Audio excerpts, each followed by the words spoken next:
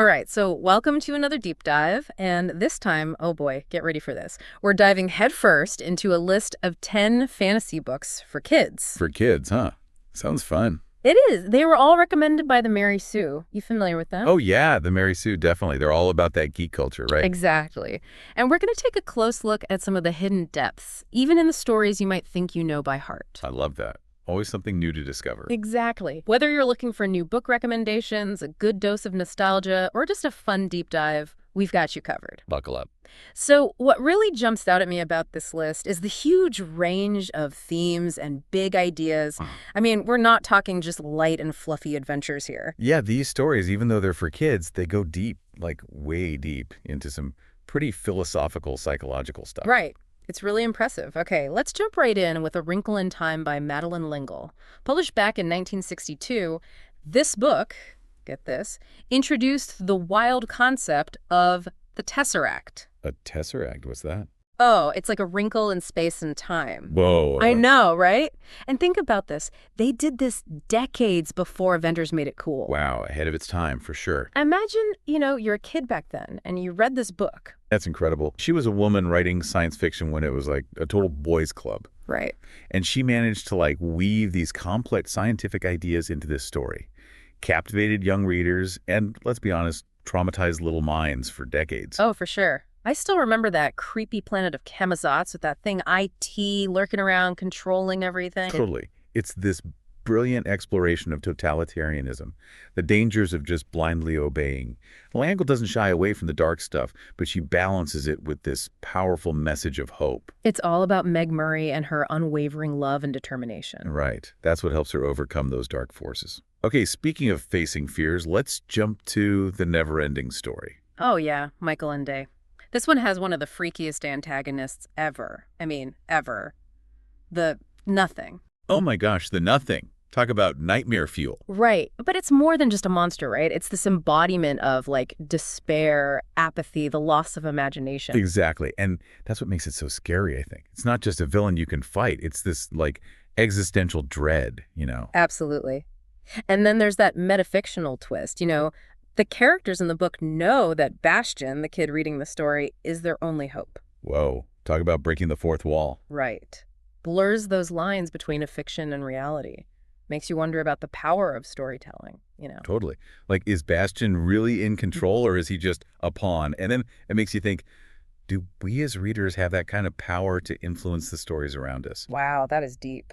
Right. Okay, let's go from metafiction to something a little bit closer to home. Let's talk about Matilda by Roald Dahl. Oh, Matilda. Everyone knows the movie. I know, but the book, it dives even deeper into Matilda's telekinetic powers and those crazy injustices she has to face, all thanks to that awful headmistress, Miss Trunchbull.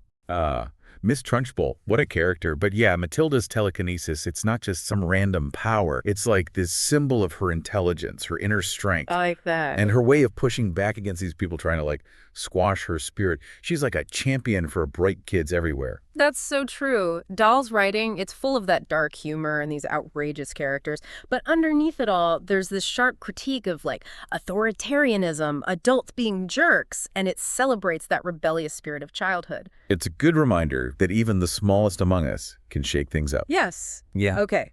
Prepare for blast off, because we are going on a philosophical journey with The Little Prince. The Little Prince. Oh, I love that book. It's so simple, but it makes you think. Right. It's deceptive. This tiny prince travels the universe and grapples with some really huge questions. It's for readers who like their fantasy, philosophical. Absolutely. It's a classic for a reason.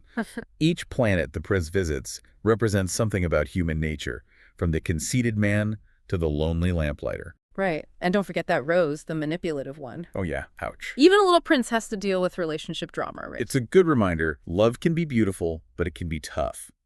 Even in a huge universe, it's those connections with others that give our lives meaning. That is so true. Okay. From philosophical journeys to, epic battles. Our next stop is Brian Jacques' Redwall series. Imagine, Lord of the Rings meets Animal Farm, but with talking animals. Okay, that's an irresistible combo. Sign me up. Right. It's a medieval world with anthropomorphic animals. A young mouse has to find this legendary sword to fight an evil rat warlord. Classic. So, cute woodland creatures going to war. Yeah, but don't let the cuteness fool you.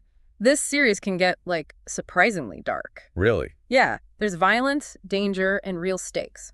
It's a good reminder that even in a world with talking animals, that fight for survival and freedom is serious stuff. Okay, I did not see that coming. Right.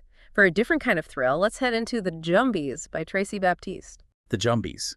It's a middle-grade horror novel, and it draws from Caribbean folklore.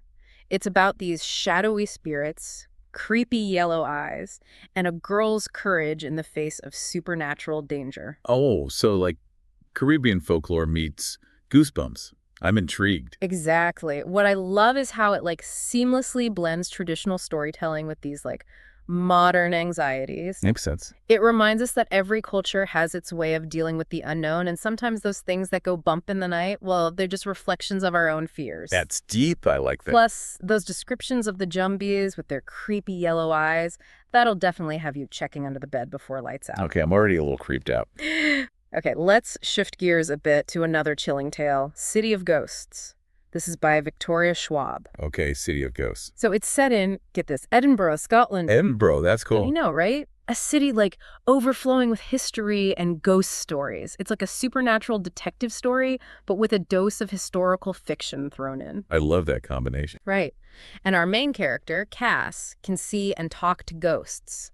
Oh. She uses this ability to solve mysteries and protect her city from these malevolent spirits, all while being a teenager in a new city. Oh, teenagers. Mm. That's tough enough without the ghosts. I know, right?